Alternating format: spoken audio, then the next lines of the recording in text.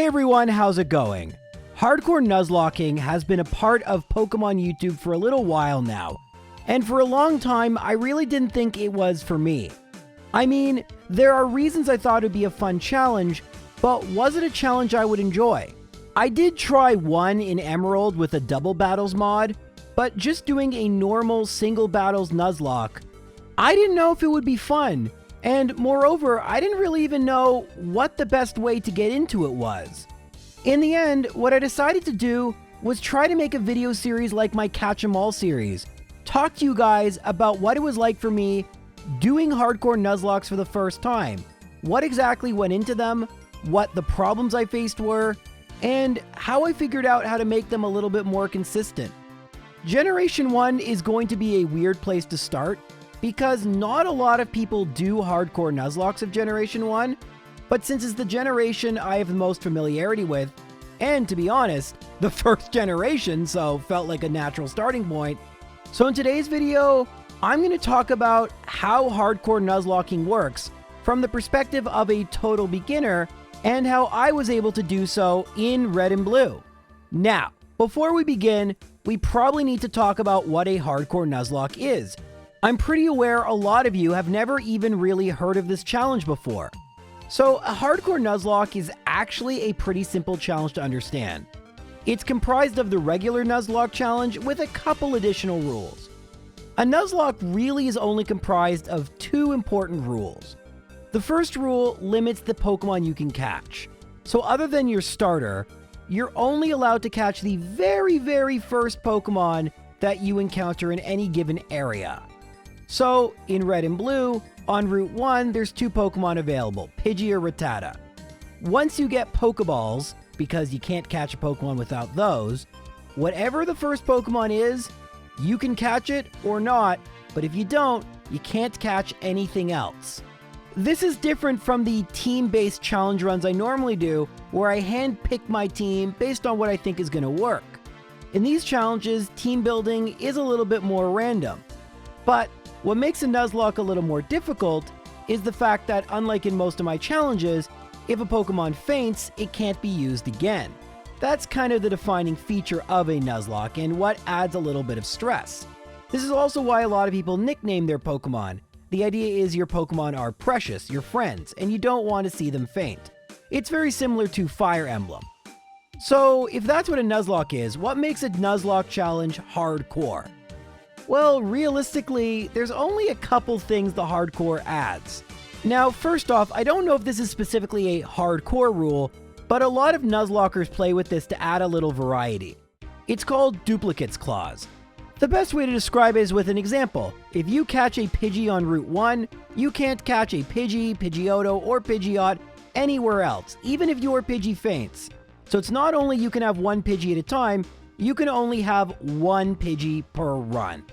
So that helps a lot in Red and Blue because there are a lot of Pokemon that appear on multiple routes, so you don't just have a team of 6 Rattata or 5 Rattata and a Squirtle. Pretty good. But I don't know if that's a specific hardcore rule, but it is one I am always going to play with going forward. As for the hardcore rules, the most notable one is that your Pokemon can never go above the level of the next gym leader's highest level Pokemon. So once again, to use an example, in Red and Blue, Brock's Onix is level 14. So until I defeat Brock, my Pokemon are not allowed to go above level 14. What happens if they do? Well, different people have different rules. My rule is they just cannot be used again in battle, and I'll deposit them to make sure I don't. If I would do that, I would just reset the run. It would be like a loss. Thankfully, that hasn't happened to me yet. But the other more important rule that makes it even scarier is if you white out, aka all your Pokemon faint, it's game over. In a regular Nuzlocke, this wouldn't be the case. You would just withdraw other Pokemon, and only if you had no more Pokemon left, then the run would be over. In a hardcore Nuzlocke, you're not allowed to lose a single battle. So no scouting battles, no intentional losses. You lose, it's all over. So with that said, what's it actually like to hardcore Nuzlocke? Well, the first thing I'm going to tell you is that it's a little stressful. If you play the game the way I like to play the game, recklessly, just going into every battle, not knowing what's about to happen, but excited to find out, Nuzlocking is going to be kind of brutal. Because Nuzlocking really rewards patience. Getting every Pokemon to the level cap, figuring out the exact damage calculations based on what your opponent is going to use. I will never be doing that in this entire series. I find that incredibly lame and boring, and that's no disrespect to people who do that. It's lame in the sense it takes away the whole mystery of a run. Fun is something that is dependent on the individual, and for me, it's not fun if there's no mystery, there's no risk. Of course there's going to be the odd critical hit, but unless I'm going to Nuzlocke something like Emerald Kaizo or Blue Kaizo or some sort of ridiculous ROM hack, for these original games, I'm going to have an idea of what the stats are because I've played them a lot, but I'm not going to be going into the calculator. It's just not something I'm interested in doing. Another thing I'm not going to do is I'm not necessarily going to level up everything to the level cap for every gym. Why? Because I'm trying to go fast. I'm not speedrunning Nuzlocks, but I do want to try and beat these as fast as possible. It's just the way I like playing video games. And leveling everything up to the maximum level possible, I mean, it's Pokemon. I'm not having any restrictions. A lot of Nuzlockers only use Pokemon of one type. I just think it'll make it not just too easy, but really boring to do. Especially because in this series, I'm not going to be making any modifications to the game whatsoever. These are played on the exact cartridges I had as a kid. No changes. The only thing I'm going to be allowed to do is play them on my Retron 5, which just like Pokemon Stadium, has a speed up feature. That's just to make these videos a little bit faster. Now, the reason I think all this information is important is because my perspective on hardcore Nuzlocking is probably going to be very different from the other Nuzlockers you watch. I joked about it with one of my friends and said I'm a casual hardcore Nuzlocker, and I think that fits well with my Catch 'em All series. I never pretended like I was the best at catching Pokemon, but I was just like one of you guys, a casual, just wanting to play the game in a different way. And as much as you guys might think I'm some sort of god at Pokemon games, I'm really not. There are so many people, YouTubers, speedrunners, who know way more about this game, who have played these games way more often. I just find them fun and try to find new and interesting ways to play them, and a hardcore Nuzlocke is just one new way for me. So that's enough of the preamble, and I put a timestamp here, so welcome back everyone. And now we're going to talk about what it's actually like to hardcore Nuzlocke Red and Blue. It sucks. I mean, it's easy, but it's just not one I would recommend. Why? Because Red and Blue are just simply too broken to be fun. So the level curve in Red and Blue, it's not amazing either. There is a massive jump between Erica and Koga. I mean, this is worse in Yellow, but the fact of the matter is, once you get by Misty, the hardcore Nuzlocke becomes unbelievably easy because Red and Blue also have really bad balance. In terms of what's starter, just to go back to the beginning, it doesn't matter. I did runs with Squirtle, Charmander, and Bulbasaur. I believe in my successful run, I picked Squirtle, but the Squirtle fainted due to some fluke. Now, I actually don't like using starters in hardcore Nuzlocks because they are unbelievably powerful. And yes, I am going to evolve my Pokemon. I know you guys aren't used to that. But it doesn't matter if they faint because while there isn't a Mankey, that's a Fire Red Leaf Green thing as well as a Yellow thing, there is Butterfree. Even in Red version, you are extremely unlikely not to catch a Butterfree. Why? Because of species clause. So, assuming you catch a Pokemon on Route 1, you have either a Rattata or a Pidgey. It's better if you get Pidgey. Again, starter Pokemon are perfectly fine, but if you really don't want to use a starter, Route 25, you're more likely than not to get Rattata, although Nidoran is possible as well.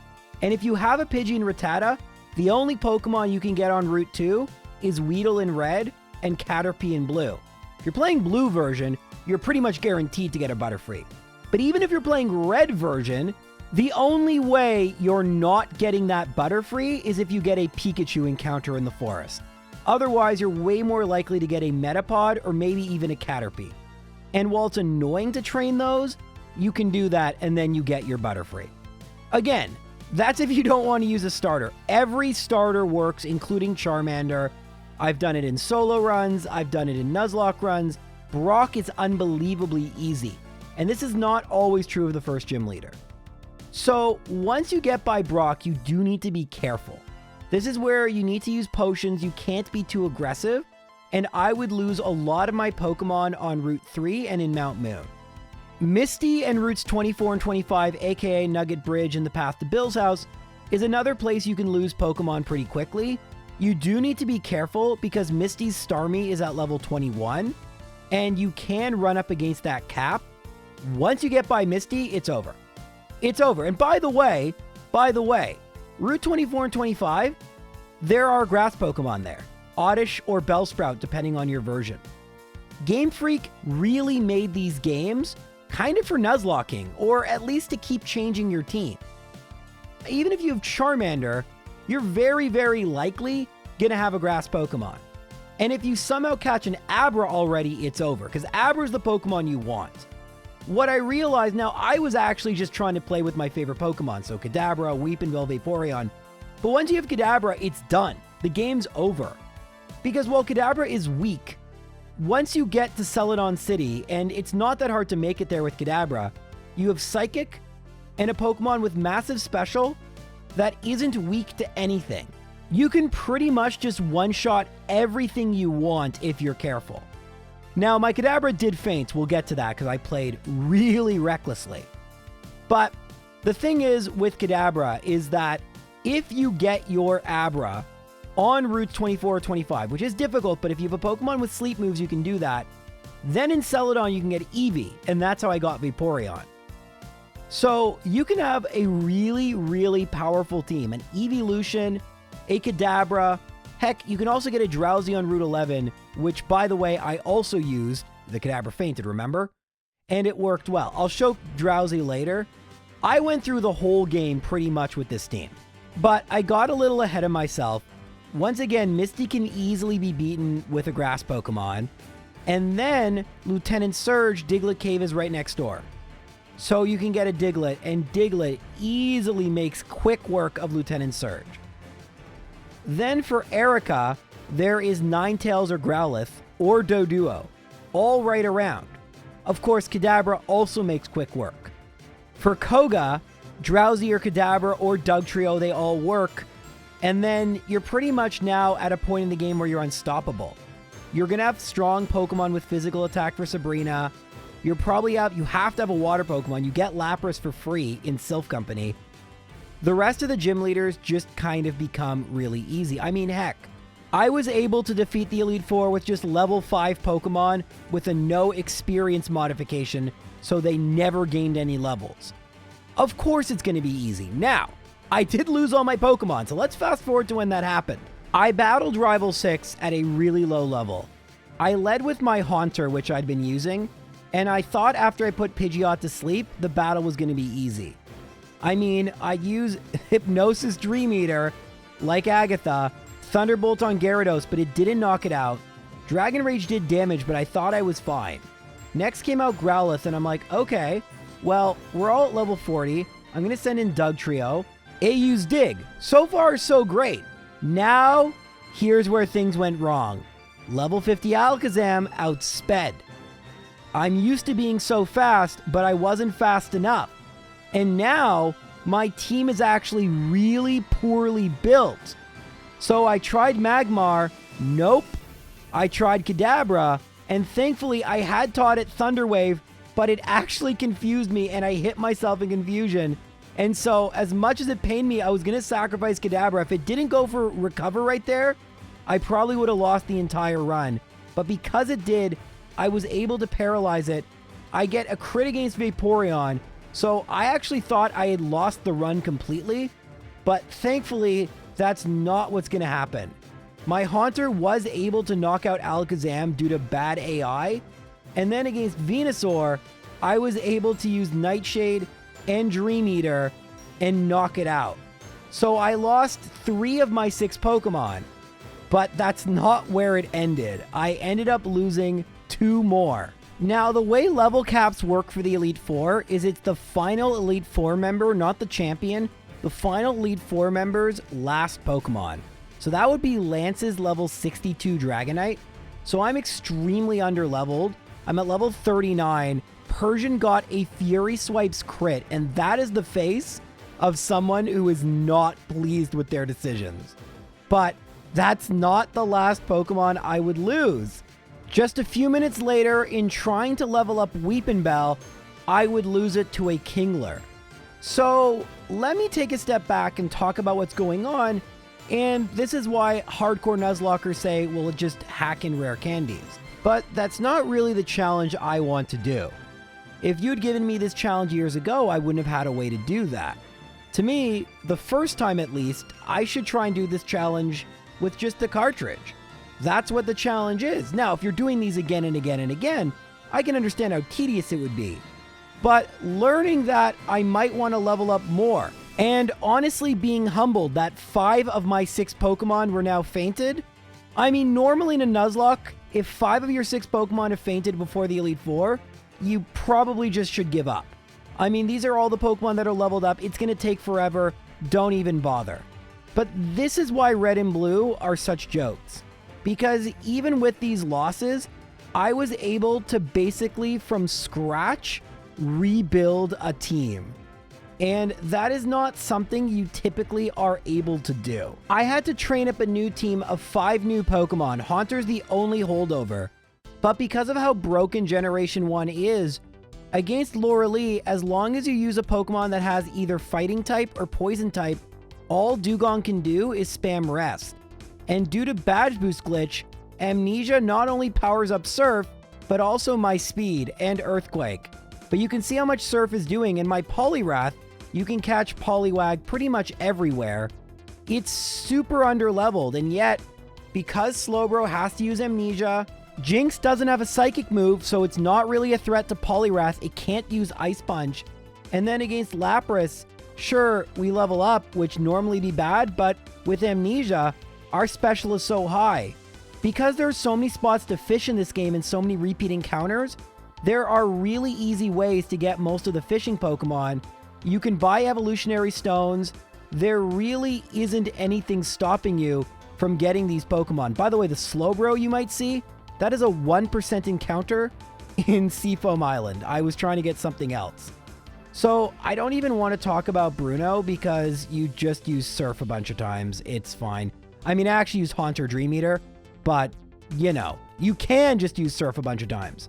Now, for Agatha, this is usually a really difficult battle for me, but in this case, I was able to send out Venomoth, get the Gengar to fall asleep. In a non-solo run, it's really not as scary because even if it puts me to sleep, I swap out, and then I can use Badge Boost glitch with Poliwrath, even though it's super underleveled, to knock out the rest of the Pokemon. I actually get pretty unlucky versus this Golbat, but I can just swap into something else like my Haunter, and you can see it's at level 58. It's the one holdover.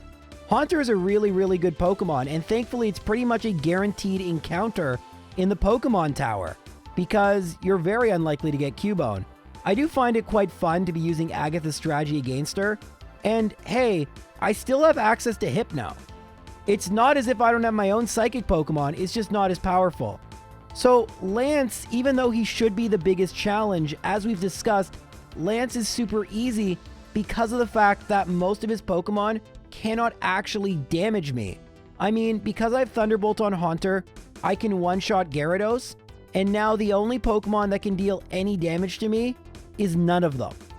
Aerodactyl can't hit a Ghost Pokemon, and Dragonair can't hit a Poison Pokemon or a Fighting Pokemon. So this battle is now completely over. It's just a matter of gaining enough experience points, but certainly the champion will be tougher, right? Surely the champion will be at least a little scary. Well, Haunter's still underleveled. It's only at level 58. You can theoretically save rare candies and go all the way up to 65 for the champion's final Pokemon, but we didn't need to. We knock out Pidgeot. Alakazam's a little scary, but I have a Butterfree. That's right, a Pokemon that's literally only on my team to faint. Now I get unlucky with Slowbro. It crits not once but twice.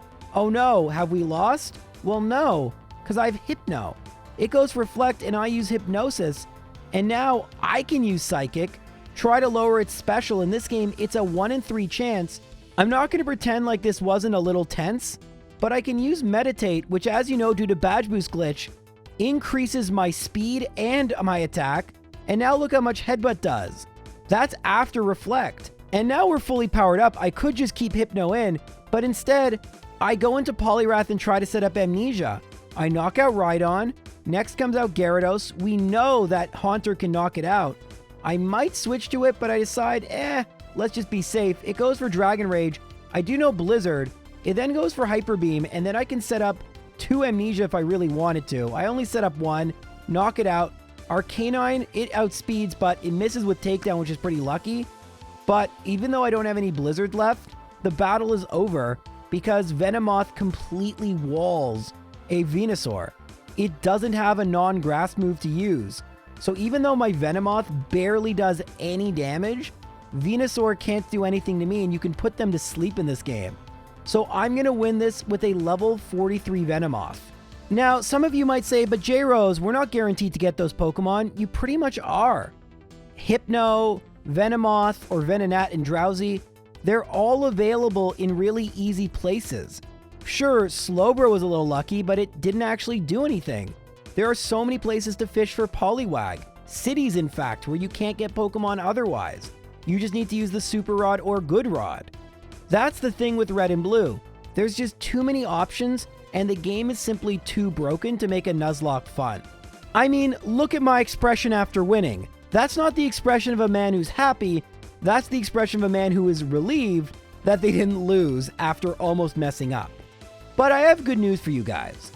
I think that after Generation 1, these games are going to get a lot tougher. And spoiler alert, my Generation 2 experience was night and day. I thought it would take me 1 stream. It took me weeks. And that was with no type restrictions. Generation 2 would really teach me how to hardcore Nuzlocke. So if you want an advanced course, you're going to have to wait for that video. Until then, take care.